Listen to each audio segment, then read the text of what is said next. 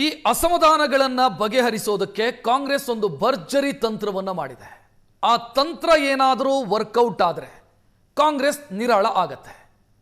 ತಂತ್ರ ಒಂದು, ಉಪಯೋಗ ಹಲವು.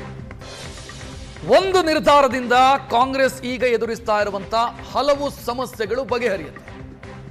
ಆದರೆ ಒಂದು ಸಮಸ್ಯೆ ಅಂತಂದ್ರೆ ಆ ಪ್ಲಾನ್ ಇಂಪ್ಲಿಮೆಂಟ್ ಆಗಬೇಕು ಅಂತಾದ್ರೆ ಸಚಿವ KH ಮುನಿಯಪ್ಪ ಒಪ್ಪಬೇಕು.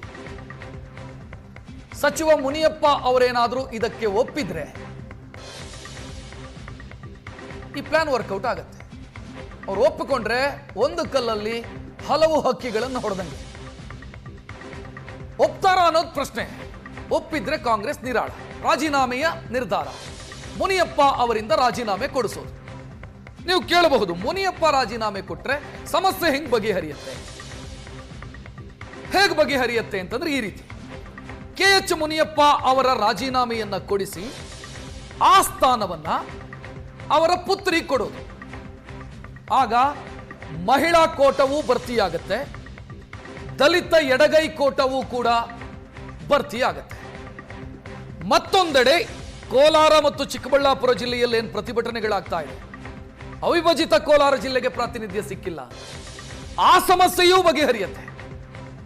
ಇದರ ಜೊತೆಗೆ ಇನ್ನೊಂದು ಸಮಸ್ಯೆ ಇದೆ. ಅದು ಯಾವುದು ಅಂತಂದ್ರೆ ಉತ್ತರ ಕರ್ನಾಟಕ ಭಾಗದ ಕುರುಬ ಸಮುದಾಯಕ್ಕೆ ಅವಕಾಶ ಸಿಕ್ಕಿಲ್ಲ. ಸೊ ಅಲ್ಲಿಗೆ ಈಗಿರುವಂತ ಖಾಲಿ ಇರುವಂತ ಸ್ಥಾನವನ್ನ ಬಸವರಾಜ ಶಿವಣ್ಣನವರಿಗೆ ಕೊಟ್ಟರೆ ಉತ್ತರ ಕರ್ನಾಟಕದ ಕುರುಬ ಸಮುದಾಯಕ್ಕೂ ಅವಕಾಶ ಸಿಕ್ಕಂಗಾಗುತ್ತೆ.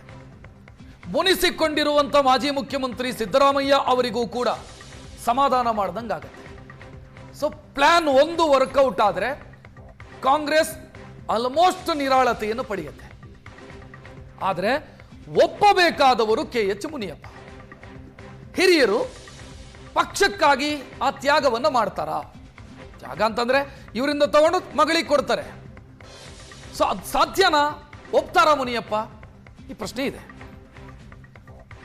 ಹೆಚ್ಚಿನ ಡೀಟೇಲ್ ನೀಡೋದಕ್ಕೆ ನಮ್ಮ ಪ್ರತಿನಿಧಿ ಮಾರುತೇಶ್ ನೇರ ಸಂಪರ್ಕದಲ್ಲಿ. ಮಾರುತೇಶ್, ಪ್ಲಾನ್ ಏನೋ ಚೆನ್ನಾಗೇ ಇದೆ, ಬಟ್ ಇಂಪ್ಲಿಮೆಂಟ್ ಆಗತ್ತಾ ಅಂತ ಪ್ರಶ್ನೆ. ಮುನಿಯಪ್ಪ ಒಪ್ತಾರಾ ಅಂತ ಪ್ರಶ್ನೆ. ಎಲ್ಲರ ಪ್ರಶ್ನೆ ಇರೋದು ಮುನಿಯಪ್ಪನ ಒಪ್ಪಿಸೋದೇ ದೊಡ್ಡ ಸವಾಲು ಅಂತ. ಯಾಕೆಂದ್ರೆ ಕಳೆದ ಬಾರಿ ಮುಖ್ಯಮಂತ್ರಿಗಳ ಜೊತೆಗೆ ಪ್ರಮಾಣ ವಚನ ತೆಗೆದುಕೊಂಡಂತ ಸಂದರ್ಭದಲ್ಲೇ ರೂಪಾ ಶಶಿಧರ್ ಅವರನ್ನ ಮಾಡಬೇಕು ಅಂತೇಳಿ ಹೈಕಮಾಂಡ್ ಮನಸ್ಸಿನಲ್ಲಿತ್ತು. ಆದ್ರೆ ಮುನಿಯಪ್ಪ ಶತಾಯಗತಾಯ ಒತ್ತಡವನ್ನ ಹಾಕಿ ಯಾವುದೇ ಕಾರಣಕ್ಕೂ ಮಗಳಿಗೆ ಕೊಡಬೇಡಿ, ನನಗೇ ಕೊಡಿ ಅಂತೇಳಿ ಪಟ್ಟು ಹಿಡಿದ ಕಾರಣಕ್ಕಾಗಿ, ಜೊತೆಗೂ ಮಗಳಿಂದಲೂ ಕೂಡ ಕ್ಲಿಯರೆನ್ಸ್ ಅನ್ನ ಹೈಕಮಾಂಡ್ ತೆಗೆದುಕೊಂಡ ಬಳಿಕ ಮುನಿಯಪ್ಪ ಅವರಿಗೆ ಅವಕಾಶ ಮಾಡಿಕೊಟ್ಟಿತ್ತು. ಈಗ ಪರಿಸ್ಥಿತಿ ಹೇಗಾಗಿದೆ ಅಂದ್ರೆ ಮುನಿಯಪ್ಪ ಒಬ್ಬರು ರಾಜೀನಾಮೆ ಕೊಟ್ಟು ಮಗಳನ್ನ ಮಂತ್ರಿ ಮಾಡಿದ್ರೆ ಹಲವು ಸಮಸ್ಯೆಗಳು ಬಗೆಹರಿತಾವೆ ಅನ್ನುವ ಲೆಕ್ಕಾಚಾರ ಈಗ ಹೈಕಮಾಂಡ್ನ ಮುಂದೆ ಇದೆ. ಈ ವಿಚಾರವನ್ನ ಸ್ವತಃ ಮಾಜಿ ಮುಖ್ಯಮಂತ್ರಿ ಸಿದ್ದರಾಮಯ್ಯ ಜೊತೆಗೆ ಸಿಎಂ DK ಶಿವಕುಮಾರ್ ಇಬ್ಬರೂ ಕೂಡ ಮುನಿಯಪ್ಪ ಅವರ ಬಳಿ ಕೂಡ ಚರ್ಚಿಸಿದ್ದಾರೆ. ಆದ್ರೆ ಮುನಿಯಪ್ಪ ಅವರು ಯಾವುದೇ ನಿಲುವನ್ನ ತೆಗೆದುಕೊಂಡಿಲ್ಲ, ಯಾವುದೇ ನಿರ್ಧಾರವನ್ನ ತಿಳಿಸಿಲ್ಲ.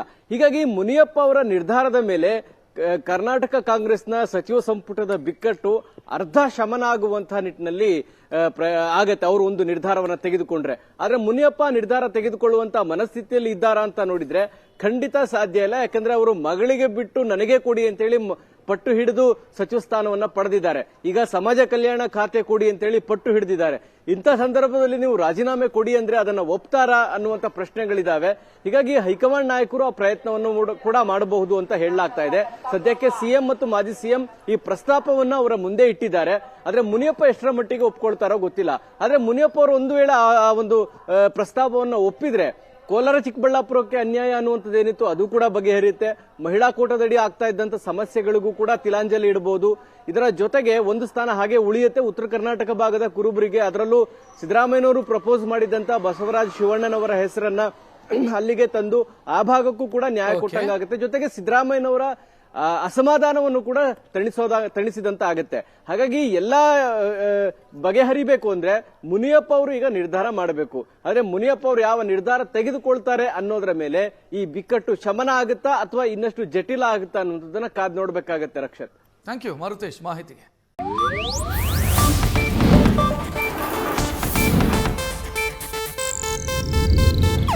ಇದು ಏಷ್ಯಾನೆಟ್ ನ್ಯೂಸ್ ನೆಟ್ವರ್ಕ್ ಪ್ರಸ್ತುತಿ.